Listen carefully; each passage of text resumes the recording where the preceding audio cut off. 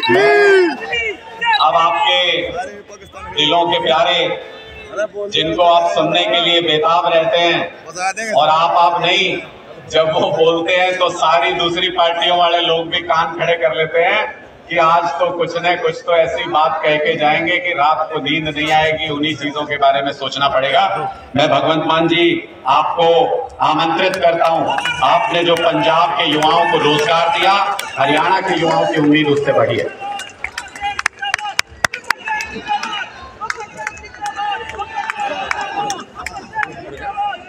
बहुत बहुत शुक्रिया, बहुत बहुत धन्यवाद।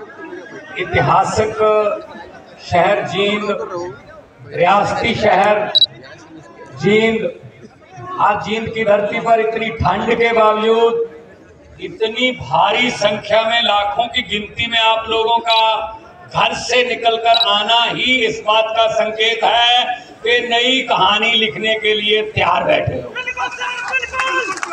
सबको मेरा नमस्कार, सत श्री अकाल, वाहिगुरु जी का खालसा, वाहिगुरु जी की फतेह। मंच पर आसीन देश के वो क्रांतिकारी नेता जिन्होंने रामलीला ग्राउंड में करप्शन के खिलाफ, भ्रष्टाचार के खिलाफ और राजनीति जो कि पारदर्शिता वाली नहीं थी, पारदर्शिता वाली राजनीति के पक्ष में एक आंदोलन शुरू किया। धीरे धीरे लोग जुड़ते गए, काफिला बनता गया। मेरी मुराद है दिल्ली के मुख्यमंत्री और आम आदमी पार्टी के संयोजक श्री अरविंद केजरीवाल जी, जो आज अपनी ही धरती पर आए हैं, क्योंकि हरियाणा का लाल केजरीवाल जो इस धरती से उठ के पढ़ाई लिखाई करके बड़े अफसर बन गए थे,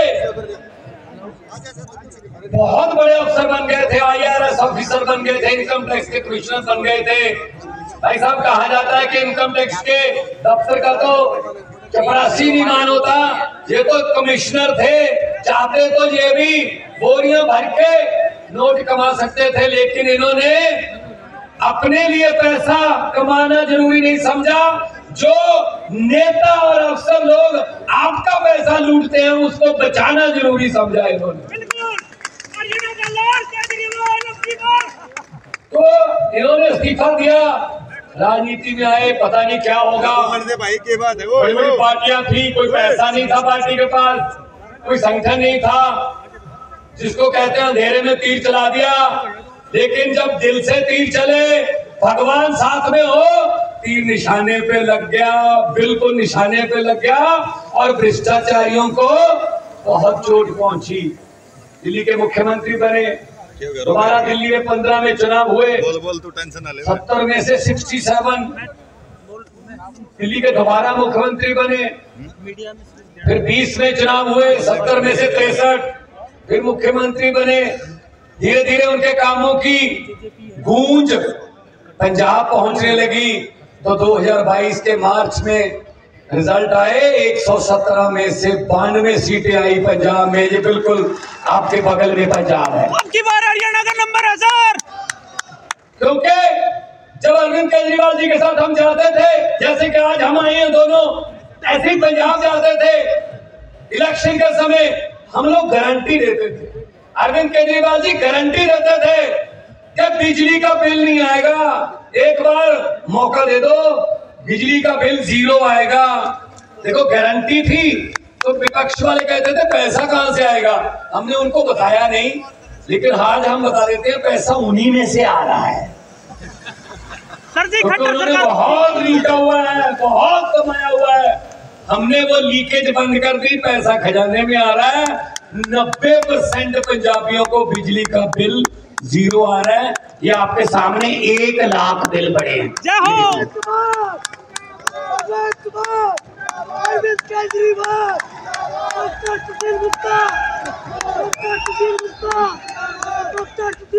ऐसे कोई ला सकता है? नहीं, ऐसे कोई सरकार दिखा सकती है बिल? नहीं दिखा सकती। और ये बिल पंजाब के नहीं है, ये खनौरी, शतराना और समाना जो आपके बिल्कुल साथ में बगल में पंजाब है, उसी के बिल है। 1 लाख है सिर्फ, पूछ लेना अपने रिश्तेदारों से। टोहाना, जाखल, फतेहाबाद, डबवाली, अंबाला, पेहवा पंजाब के साथ सटा हुआ है, बहुत सी रिश्तेदारियां हैं। पूछ लेना बिजली का बिल पंजाब में कितना आता है। अगर थोड़ा इधर जाना है, रोहतक की तरफ, झज्जर की तरफ, बहादुरगढ़ की तरफ, तो दिल्ली वालों से पूछ लेना बिजली का बिल का कितना आता है, क्योंकि सरकारें दोनों एक पार्टी की हैं और सफाई एक ही झाड़ू से की हुई है जनता ने। सर हरियाणा में भी करवा दो। अगर तो ये चाहिए तो अरविंद केजरीवाल, अगर धर्म की, जाति की, नफरत की राजनीति चाहिए, वो हैं भाई साहब पहले वाले हैं जो पिछले 70 साल से लूट रहे हैं। पता ही नहीं है कुछ, अपने रिश्तेदारों के घर भर लिए, जनता बेरोजगार रह गई। आपको सुन के हैरानी हो गई, अभी 20 महीने हुए हैं पंजाब में सरकार बने हुए, हवा बड़ी मारता है। 20-21 महीने हुए हैं, 42,000 नौकरियां देके आपके सामने खड़ा हूं। 42,000 सरकारी नौकरियां। सर हरियाणा में भी दो। ये गुप्ता जी कह रहे थे 1.5 लाख तो जी हम 2 साल में कर देंगे पूरी, और अफसर बन रहे हैं लोग, अफसर। कोई सिफारिश नहीं चलती, नंबर आ गए ना। अगर 700 नंबर का पेपर है, आपके 680 आ गए, तो ये चिंता करने की जरूरत नहीं है कि मेरे बाप के पास पैसे नहीं है, जब मेरे बाप को कोई एमएलए नहीं जानता इसलिए 680 वाला बेरोजगार रह जाएगा। 500 नंबर, 550 वाला किसी एमएलए को जानता होगा, जब उसके पास पैसा होगा वो नौकरी ले जाएगा। इस बात की चिंता करने की जरूरत नहीं है। पंजाब में सरकार आपका दरवाजा खटखटाती है कि आइए, आपकी नौकरी आपका इंतजार कर रही है। काम करने हैं तो ऐसे करो, वरना ना करो।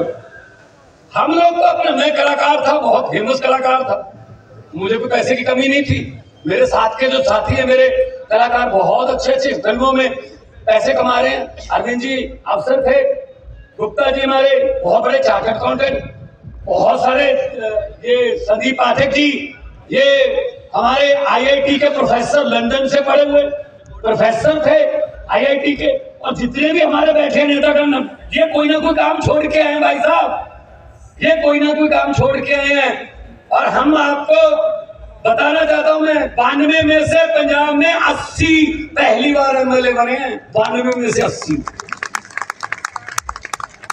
और एक बात और बताना चाहता हूं, हम लोग तो मिट्टी से आए हैं भाई। एक बार पत्रकारों ने मुझसे कहा आप बहुत ऊंचा चले गए। मैंने कहा जी क्या होता है, आपको डर नहीं लगता? नहीं, किस बात का? आप कहीं नीचे आ गए तो? मैंने कहा जी 40-40 फुट डूंगे बोर दे टोया चो निकल के आए, तू थले का पानी है वो तो थले की जावांगे। ना हमें गहराई से डर लगता है, ना हमें ऊंचाई से डर लगता है। डर लगता है तो उस भगवान से डर लगता है कि वो जितनी इज्जत बना के रखी है इतनी ही कायम रख ले, भले ही बड़े ना लेकिन काम ना हो, उस इज्जत को बचा के रखे, समझ बख्शे। जनता के पक्ष में फैसले लेने वाला पेन जनता के पक्ष में ही चलता रहे। बिल्कुल सर, सत्य में जाते अरविंद केजरीवाल जाके बढ़ो, हम तुम्हारे साथ हैं। एक बार तो तालियां जो आपका प्यार मिल रहा है। आम आदमी पार्टी जिंदाबाद। ये क्या समझते अपने आप को? इनको लगता है हमें तो हरा ही नहीं सकता, कई पीढ़ियों से जीत रहे हैं हमें नहीं कोई हरा सकता। हमारा दादा भी, परदादा भी था, आगे हमारा बेटा आ रहा है, आगे भतीजा आ रहा है, आगे भूआ, फुफ्फा सब आ रहे हैं, कोई हरा ही नहीं सकता। ये दलित फहमी में थे। जरा बॉर्डर पार करके पंजाब में पूछ लेना, ये बादल गांव पास में ही पड़ता है डबवाली के, पूछ लेना, पूरे का पूरा परिवार हार गया भाई साहब। जनता है, जनता पब्लिक है, सब जानती है। जनता जब चाहे आदमी अर्श पर और आज ऊपर जाके हंकार करे तो जनता कहती है बेटा बड़े बड़े उतारे हैं, बड़े बड़े उतारे। जनता से डर लगता है, डरना भी चाहिए। तो इसीलिए आपके पास आए हैं, झाड़ू उठाइए। इनसे कोई उम्मीद मत रखिए कि ये बिल ऐसे दिखा देंगे। मैं तो कहता हूँ संदीप जी, एक ट्रक भर के भेजा करूंगा हर हफ्ते। ऐसे बिल तो हमारे 40 लाख घरों को तो आते हैं, ये तो 1 लाख ही भेजा मैंने। आप ट्रक लेके इन बिलों को भी रख लेना, लोगों को दिखा देना, क्योंकि ये बिल तो हमें चाहिए नहीं। कौन सा भरना है, 0 ही है। ये कौन सा डुप्लीकेट निकालना पड़ेगा कि बिजली का कनेक्शन काट जाएंगे? जीरो है। ये किसने सिखाया? अरविंद केजरीवाल ने, क्योंकि उन्होंने दिल्ली ने करके दिखाया। फिर उस बात को, उस सोच को हमने अपनाया तो कामयाब। पंजाब में 664 आम आदमी क्लिनिक बन चुके हैं, 125 तैयार हैं अगले हफ्ते। आपको जानकर खुशी होगी कि अब तक आज दोपहर 12 बजे तक का मेरे पास डाटा है, 1 करोड़ बंदा उन मोहल्ला क्लिनिकों से दवाई लेके ठीक होकर अपने घर जा चुका है। इसका मतलब हर तीसरा बंदा पंजाब का।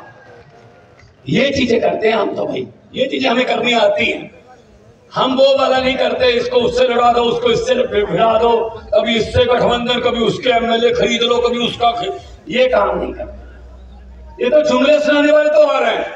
आजकल जुमलों की फैक्ट्रियों में बहुत तेजी से जुमले बन रहे हैं। बड़ी जल्दी लोकसभा चुनाव में आपके सामने जुमले आएंगे, नए नए जुमले आएंगे, सुनने को तैयार रहना।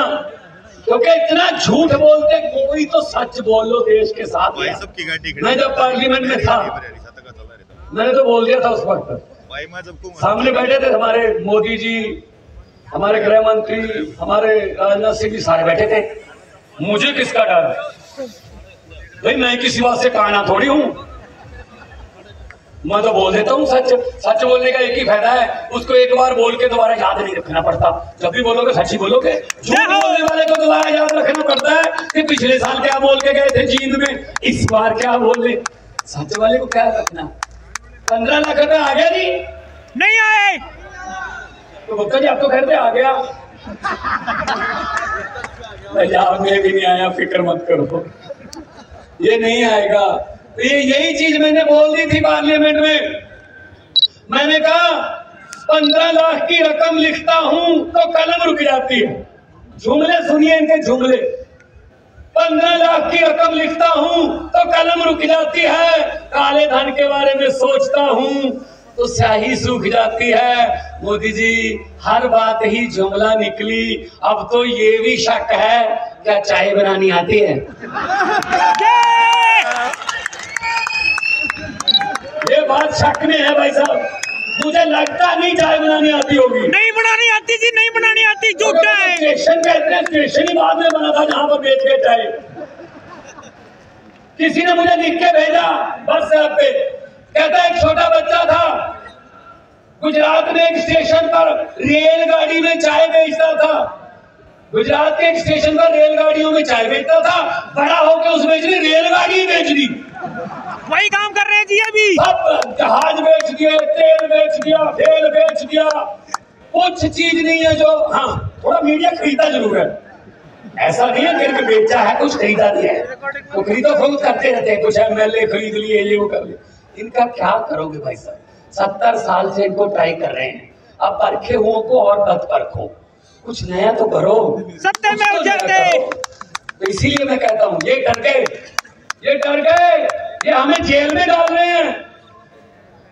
किसी बाबू ने आके बता दिया जी दिल्ली में अस्पताल बहुत अच्छे हो गए सरकारी, सबका इलाज फ्री है जी। पैरासीटामोल की गोली से लेके सारे इलाज फ्री है जी। जो प्राइवेट अस्पतालों से हमने कमीशन लेके उनको खुलवाया था जी, वो तो खाली हैं। क्या करें? मोदी जी ने पूछा किसने बनाए? सतिंदर जैन ने बनाए, जेल में डाल दो। जेल में डाल दिया सतिंदर जैन को। फिर कोई आया जी स्कूल बहुत अच्छे कर दिए, स्कूलों में प्राइवेट से निकाल के बच्चों को सरकारी स्कूलों में दाखिला करवा रहे हैं बच्चे। वहां पे हमारे वाले प्राइवेट वाले कमीशन वाले खाली हो रहे हैं जी। तो पूछा साहब ने किसने बनाए? जी मनीष सिसोदिया ने।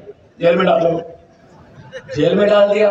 फिर बताया किसी ने जी अरविंद केजरीवाल हरियाणा भी जाता, मध्य प्रदेश जाता, जहां भी जाता है बीजेपी का फूफड़ा साफ हो जाता है जी। बहुत बड़ी बड़ी रैलियां हो रही हैं जी। हर हर महादेव। अच्छा ईडी का नोटिस भेजो, जेल में डाल दो। ये हमें ऐसा डराते हैं। संजय सिंह को जेल में डाल दिया, हमें ऐसा डराओगे आप? जेल से डराओगे? सर मोदी हम वो बंदे नहीं आते हैं। देखो आते हैं वो, उनको आना पड़ता है। बताना होता ना कि क्या हो रहा था, किसने क्या बोला, नारे कितनी जोर से लग रहे थे, तालियां कितनी जोर से बज रही थी, उनको बताना पड़ता है। अगर है ना यहाँ पे, मैं उनको ये बात कहना चाहता हूँ कि भगवंत मान जींद आया था, ये बात बोल के क्या था कि हम वो पत्ते नहीं जो शाख से टूट कर गिर जाए, हम वो पत्ते नहीं जो शाख से टूट कर गिर जाए, बीजेपी की आंधियों को बोल दो औकात में रहे। जय हो। उनको डराने की कोशिश मत करो, हम किसी और मिट्टी के बने हुए हैं, हम देशभक्त लोग हैं, हम नेशनलिस्ट लोग हैं, हम झंडे को प्यार करते हैं, देश को प्यार करते हैं। ये पंजाब ही है, छोटा भाई है पंजाब का, हरियाणा ठीक है सब। ऐसा बॉर्डर तो हमारा लगता है ना 532 किलोमीटर पाकिस्तान के साथ। हमारे अग्निवीर, हमारे फौजी जवान खड़े हैं ना अपना सीना तान के, गोली जब भी देश की तरफ आती है पहले हमारे सीने में आती है। भाई साहब इनको क्या पता यार देश का, ये हमें देशभक्ति के सर्टिफिकेट बांटने वाले कौन होते हैं ये? बिल्कुल। तो इसलिए मैं कह रहा हूँ उठो जागो, ये मत कहा करो हमने क्या लेना है, भाई हम नहीं लेना है। अगर भगत सिंह ये सोचते हमने क्या लेना का याद होते, लाला लाजपत राय जी का आज उनका जन्मदिन है, आज लाला लाजपत राय जी अगर सोचते मैंने क्या लेना है, उन्होंने लाठियां खाई थी अंग्रेजों से। अरे भाई साहब उन्होंने खून दिया हमारे लिए, हम क्या कर रहे हैं? हम कुछ भी नहीं करना, कोई गोली नहीं चलानी, कुछ नहीं करना। एक ऐसा बक्सा होता है जिस दिन वोट पड़ेंगे ऐसी होगा, पर्दा लगा होगा, एक बटन दबा देना, झाड़ू वाला बटन दबा देना और उसमें से एक आवाज आएगी, टी ऐसे आवाज आएगी। उसको मशीन की चीख मत मानना, उसको बीजेपी और कांग्रेस वालों की चीखें मान लेना। जय हो। इन्होंने हमारी चीखें बहुत निकलवाई हैं, बदला लो इनसे, और कोई चारा नहीं है, और कोई चारा नहीं है। तो पंजाब में नौकरियां मिल रही हैं, पंजाब में बिजली आम है। एक बात और अच्छी हुई पंजाब में, आमतौर पे क्या होता है, सरकार आती है, सरकारी अदारों को घाटे में दिखाती है, अपने दोस्तों को भेज देते हैं। लेकिन पंजाब सरकार ने उल्टी गंगा बहाई है।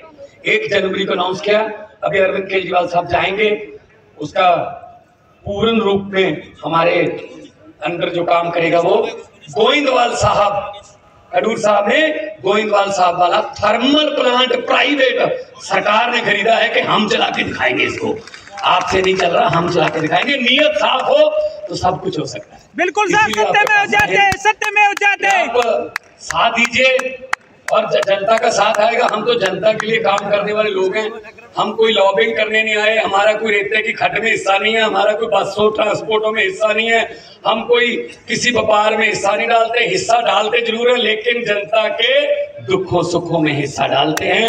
सियाने कहते हैं खुशियां बांटने से दुगनी हो जाती है और दुख बांटने से आधे रह जाते हैं। हम आपके दुख आधे करेंगे, खुशियां दुगनी करेंगे। और इतना प्यार आप लोगों ने दिया, दिल से ये बात निकल रही है कि अक्सर लोगों को कहते सुना है जिंदा रहे तो फिर मिलेंगे, लेकिन इस पंजाबी दिल ने कहा है मिलते रहे तो जिंदा रहेंगे। बिल्कुल मैं तो आते जाते रहूंगा।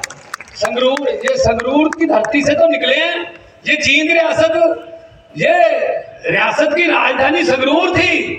पैप्सू के समय बुजुर्ग पुराने बैठे हुए याद होगा, तो आपसे आग्रह है दोनों हाथ ऊपर उठा के ऐसे नारे लगाओ कि इधर तो चलो अपने राज है, इधर दिल्ली में उनका है, दिल्ली हमारी है सर, वहां तक आवाज पहुंचे और उनके दीवारों के और उनकी खिड़कियों के जो शीशे हैं ना वो थोड़ा कांपने लगे कि हाँ यार आज जींद में कुछ हो रहा है। दोनों हाथ ऊपर उठा के इनकलाब,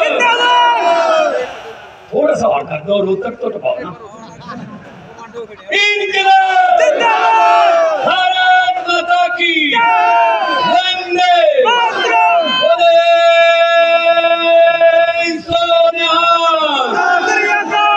बहुत बहुत धन्यवाद, बहुत बहुत मेहरबानी, इतने प्यार सत्कार से सुना।